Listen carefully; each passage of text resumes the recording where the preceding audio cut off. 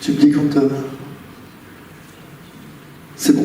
Bonjour, je suis Lionel Kaufmann. Je travaille à la Haute École Pédagogique du canton de Vaud, qui est un institut de formation des maîtres. Et si je suis ici aujourd'hui, c'est parce que dans le fond, par rapport à l'institution qu'est la HEP Vaud, je m'occupe de la coordination de son plan d'action numérique. Je vais vous donner quelques indications sur la HEP Vaud pour que vous puissiez un peu voir le contexte. Ce dia montre l'évolution du nombre d'étudiants qui est en formation initiale, formation post-grade, que ce soit du primaire, du secondaire, de l'enseignement spécialisé, pour voir qu'en 10 ans, c'est 2,5 fois plus d'étudiants que nous formons. Et encore la question de la formation continue. Ici, vous voyez un peu le panorama du personnel qui travaille à la Haute École Pédagogique. Vous voyez que c'est un institut de nature universitaire, avec un grand nombre de collaborateurs en même temps, c'est à peu près 400 personnes qui sont concernées maintenant par la question du numérique et de ce plan d'action. C'est une institution aussi qui est relativement complexe, ainsi que le montre le schéma d'organisation, avec des unités d'enseignement et d'apprentissage, des filières, des centres de soutien, et donc évidemment que matcher tout ça pour mettre en œuvre toutes ces personnes-là, c'est une opération relativement complexe. Et la HEP Vaud fait toutes les législatures un plan d'action qui est validé d'ailleurs au niveau du gouvernement et du Parlement. Et une des mesures phares importantes de cette législature concerne la question du passage au numérique à double titre, à la fois des gens que nous formons et à la fois de l'institution elle-même en tant que personnel et avec ses besoins, notamment aussi en termes de recherche. 3 mesures ont été élaborées par rapport à ceci. C'est évidemment le développement des compétences par rapport à la science informatique, la question du choix de l'usage des outils numériques et de l'éducation média quand c'est approprié, et puis la question de l'hybridation des formations avec chaque fois des indicateurs.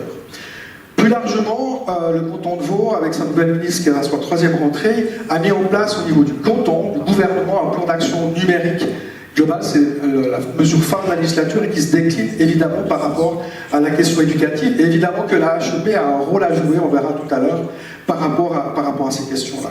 Au niveau suisse romand, il y a un peu bas sur un concept de 3 piliers sur la question du numérique. La question de la science informatique est un pilier nouveau par rapport au canton de Vaud, et puis 2 autres qui sont l'usage des outils numériques, et puis la question de l'éducation média. Se pose encore la question des humanités digitales par rapport à cette question-là. On voit qu'il y a aussi des partenaires extérieurs qui viennent au niveau universitaire suisse, qui a des intentions par rapport à ceci, ce qui fait que pour l'organisation d'un plan d'action par rapport à la dimension de l'institution et les différents facteurs, c'est un dispositif relativement complexe qu'il s'agit de mettre en œuvre et lequel je coordonne à différents niveaux avec des groupes de travail. J'ai fait ceci pour un peu de pause et faire le lien.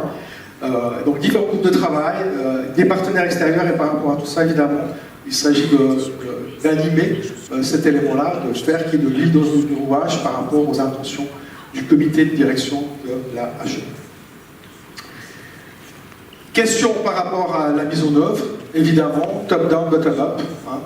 Évidemment que le plan d'action stratégique, il est top-down. Il s'agit que pour que ça vive, pour que ça réussisse, que dans le fond, ce soit bottom-up après. Et donc, c'est tout l'enjeu de savoir comment est-ce qu'on va faire pour que cet aller-retour puisse fonctionner. On va voir quelques exemples maintenant. On a fait un premier état de situation par rapport à où prenaient place dans la formation initiale les éléments du numérique, que ce soit est-ce que c'est le formateur qui l'utilise dans ses cours, est-ce que c'est les étudiants qui doivent le faire en cours, est-ce qu'après ils l'utilisent quand ils sont au stage, par rapport à leur propre préparation, est-ce qu'ils le mettent jusqu'à mettre les élèves en action. Et on voit que dès qu'on est par rapport à la classe, c'est beaucoup plus difficile. On a un référentiel de compétences, donc il y a un groupe de travail qui a fait ce travail-là de revisiter le référentiel de compétences, qui arrive à un certain nombre de résultats qui vont être maintenant discutés plus largement au sein de l'institution, par les unités de formation, par les filières, etc., puis après validés par la conférence académique.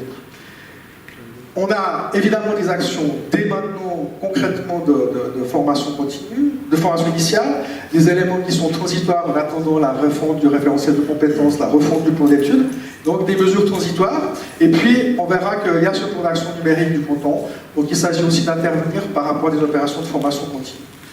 Le système choisi par le canton, c'est 10 établissements pilotes qui vont, pour chaque cycle, un peu déblayer le terrain, vivre par rapport à certaines formations, avant que, en fonction des résultats obtenus, on puisse généraliser à l'ensemble des établissements du canton, ces 124 établissements qui doivent être faits. On a répondu à un appel de Swiss University sur les habiletés digitales. Et c'est un appel à projet. Il y a 6 projets qui ont été proposés par les différentes entités de la HEP.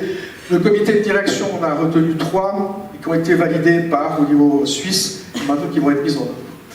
Un autre élément qui va être fait à l'interne, c'est pour des éléments plus petits. Il y a des grands projets nationaux, et puis il y a aussi des plus petits projets qu'il s'agisse de soutenir, et on va faire un appel de projet interne pour que ce soit les gens eux-mêmes qui fassent un certain nombre de propositions, et que ce ne soit pas à dire vous devez faire ceci, vous devez faire cela, et c'est les unités qui se prennent en responsabilité pour faire les choses.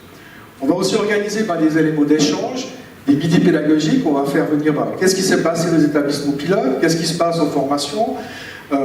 L'idée aussi de mettre en place une sorte de colloque de recherche sous une forme un peu différente, donc d'animer avec différentes actions à l'interne, de faire prendre, faire savoir, faire.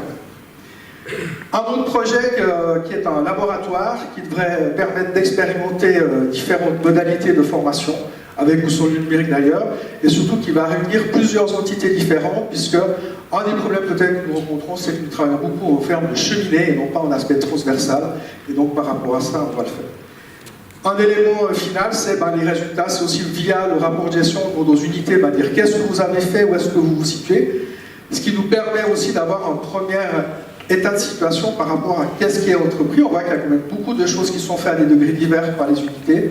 Après, c'est l'intensité qui nous manque et sur lesquelles on va travailler. Et je crois que j'ai terminé.